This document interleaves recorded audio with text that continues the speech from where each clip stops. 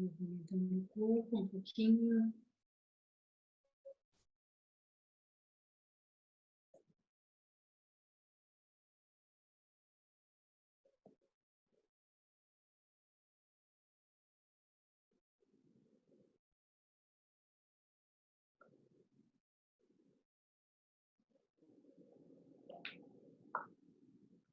Boa noite.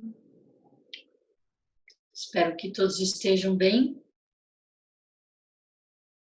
firmes, fortes, com saúde, em isolamento, em casa.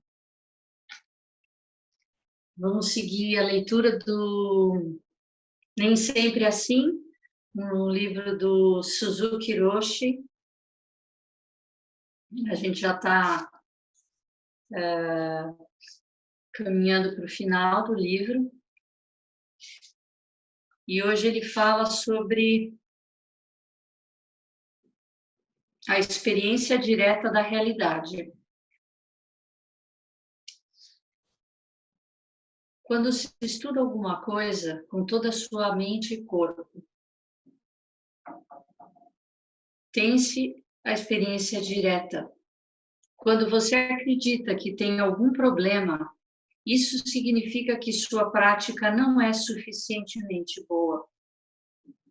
Quando sua prática é boa o bastante, o que quer que você veja, o que quer que você faça, é a experiência direta da realidade. O mestre Zen Dogen dizia: as montanhas e os rios, a terra e o céu, tudo nos estimula a alcançar a iluminação.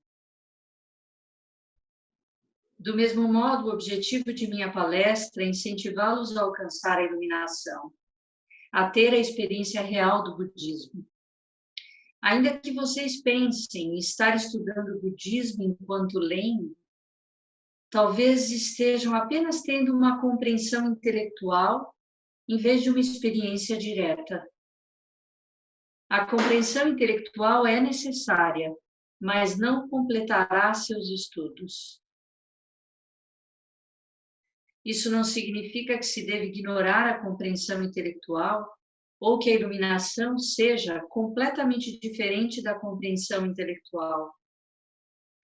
A experiência direta e verdadeira das coisas pode ser intelectualizada, e essa explicação conceitual pode ajudá-los a obter a experiência direta. Tanto a compreensão intelectual quanto a experiência direta são necessárias, mas é importante saber a diferença. Algumas vezes vocês podem achar que estão diante de uma experiência iluminada e a mesma ser apenas intelectual. É por isso que devem ter um autêntico professor que saiba a diferença. Assim, quando estudamos o budismo, é necessário ter uma forte convicção e estudar não apenas com a mente, mas também com o corpo.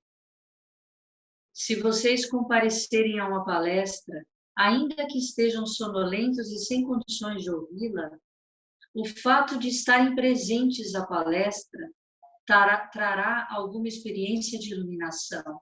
Será a iluminação em si.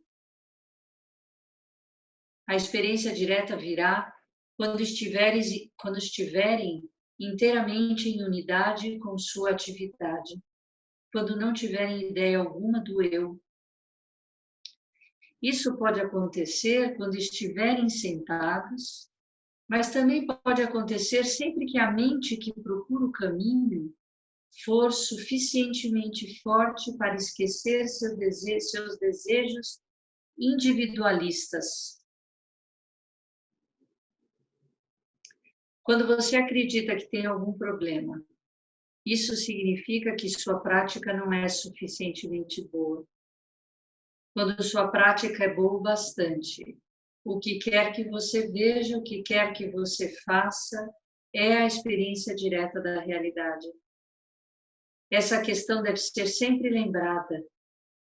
Geralmente, sem ter esse conhecimento, somos tomados por julgamentos e dizemos: isto é certo, aquilo é errado.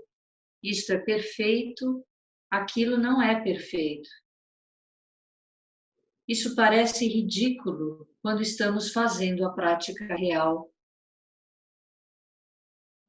Ocasionalmente, podemos dizer que para os budistas não há nada errado. O que quer que façam, vocês sabem. Buda é que está fazendo, não eu. O Buda é o responsável, não eu.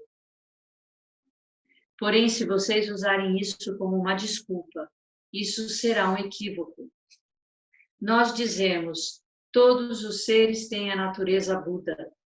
Isso para estimulá-los a terem uma experiência real disso.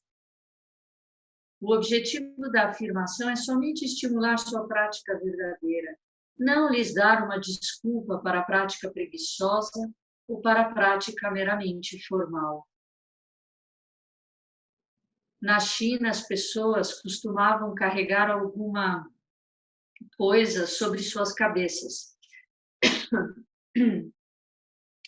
como mel ou água, em grandes potes. Às vezes, alguém derrubava o pote. É um grande erro, claro, mas se você não ficar relembrando o fato, tudo bem. Você segue adiante, ainda que não haja mais mel ou água em sua cabeça. Se você seguir adiante, não será um erro. No entanto, se você diz, perdi tudo, que pena, isso é um equívoco. Essa não é a prática verdadeira. Quando um habilidoso artista marcial maneja sua espada, ele deve ser capaz de cortar um mosquito pousado no nariz de seu amigo sem cortar o nariz dele. Sentir o temor de cortar o nariz não é a prática verdadeira. Quando for fazer alguma coisa, tenha a firme determinação de fazê-la. Vosh, som da espada cortando o ar. Sem ideia alguma de habilidade ou não, perigo ou não, você apenas segue adiante. Quando se faz algo com esse tipo de convicção, essa é a prática verdadeira, essa é a iluminação verdadeira. Essa firme convicção, para perceber sua vida, vai além do bem-sucedido ou mal-sucedido. Além de qualquer sentimento de medo, você segue adiante e faz as coisas. Essa é a prática real e essa é a mente que busca o caminho, que vai além da ideia dualista de bem e mal, certo e errado. Você apenas segue adiante e faz as coisas. É assim que praticamos os 4 votos. Ajudamos as pessoas apenas porque queremos, não porque achamos que elas serão bem-sucedidas. Os seres sensíveis são incontáveis. Portanto, não sabemos se conseguiremos ajudar todos os seres sensíveis, porém não importa. Se estivermos aqui, deveremos continuar nossa prática de ajudar os seres.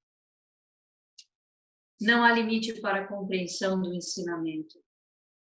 Se entendermos ou não, continuaremos tentando entender. Ao estudarmos com esse tipo de convicção, vamos nos deparar com os ensinamentos preciosos, raramente encontrado, mesmo em 1000 kalpas. Esse ensinamento absoluto não se compara a qualquer outro tipo de ensinamento. Um ensinamento incomparável não significa que seja o melhor tipo de ensinamento. Como Dogen Zenji-sama diz, não discutimos o sentido do ensinamento de um modo comparativo, mas enfatizamos como praticar.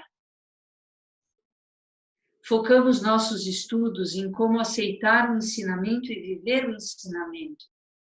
Quer nosso ensinamento seja profundo ou elevado, quer percamos o fio da meada ou não. A ideia é desenvolver nossa atitude ao estudar. Essa é a característica do Zen e a característica do budismo verdadeiro. Em vez de criarmos um sistema de budismo, enfatizamos a prática verdadeira. Todas as regras que temos são apenas para tornar a prática mais fácil, não para estreitar a porta, mas para abri-la para todos. Sabemos como isso é difícil. Então, estabelecemos algumas regras para ajudar a prática. Se não houver um poste para subir, será difícil vivenciar o tipo de sensação que terão ao saltar do poste. Se um bebê não tiver brinquedo algum, será bastante difícil ter a experiência real de um ser humano. As regras que temos são um tipo de brinquedo para ajudá-los na sua experiência como budista.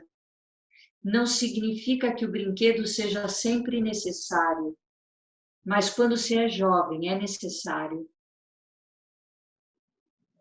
Assim, não é preciso sempre se ater às regras. O importante é expandir e aprofundar seu modo de vida cada vez mais. Não é necessário ter uma bela vasilha de cerâmica quando se está pronto para apreciar as coisas. Seja o que for, as coisas irão estimular sua prática. Se conseguirem apreciar suas vidas no sentido verdadeiro, então, mesmo que machuquem o corpo, tudo estará bem. Mesmo que morram, tudo estará bem. Quando vocês são estimulados por tudo e percebem que tudo está sempre os ajudando, não fará diferença se estiverem mortos ou vivos. Tudo estará bem, muito bem. Essa é a renúncia completa. Sua prática será suficientemente vigorosa para continuar para sempre, independentemente da vida ou da morte. É assim que nossa iluminação pode ser explicada. Cabe a vocês praticarem desse modo. Não posso explicar sua compreensão do budismo. Vocês deveriam explicar seu modo de vida como budista, do seu próprio jeito. A minha conversa serve apenas para estimular sua prática. Vocês podem não seguir exatamente o que eu digo, mas talvez sirva como sugestão. Muito obrigado a todos. E hoje ele encerra, nossa, que incrível, muito bom esse capítulo, muitas coisas assim, enquanto eu lia.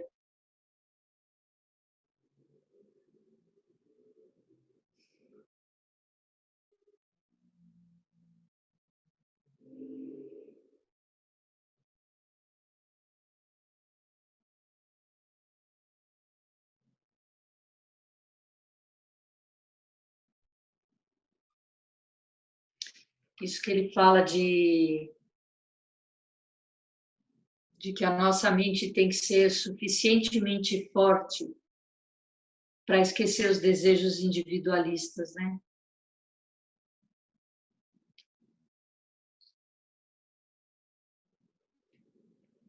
Pegar antes dos desejos individualistas pegarem a gente.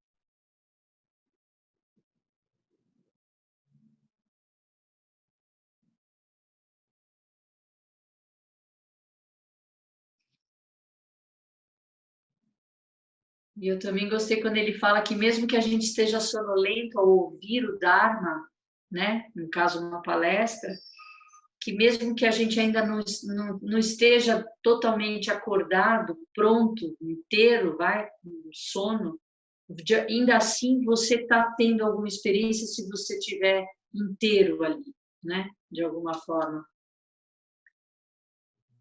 por conta da compreensão, não só através da mente, mas essa compreensão através do corpo, né? Que a gente fala que muitas vezes a gente não percebe essa... a imagem que eu gosto de falar, de usar, é daquela chuva do Dharma, né? Que a gente diz que a chuva do Dharma é aquela chuva fininha, quase imperceptível. Você nem percebe que ela te molhou, que ela te umedeceu, né?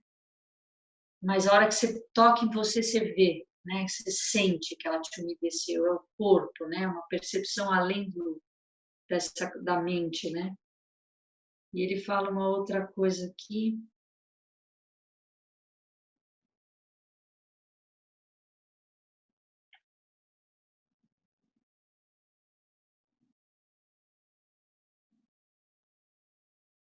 Na realidade, ele fala do voto do Bodhisattva, né? Não sei se vocês reconheceram aqui, que ele fala de uma outra forma, mas ele fala bem bonito,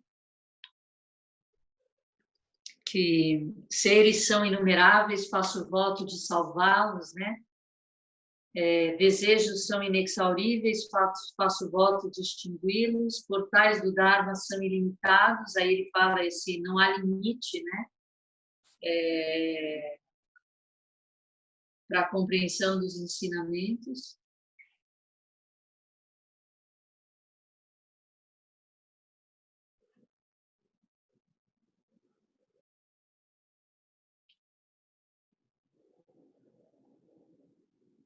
E essa ideia, gostei da ideia do poste também, que ele fala, né? Se não houver o poste para subir, como é que você vai ter a sensação de saltar do poste, doutor? Que eu acho que é a mesma questão que Dogen Sama trazia, né? Se todos nós já somos a natureza Buda, por que eu tenho que praticar? E a compreensão que ele teve é que não existe iluminação, realização fora da prática. Então, por isso, tem que praticar. Então, para saltar do poste, você tem que subir no poste. Senão, você vai ficar só com uma ideia da sensação do saltar o poste, né?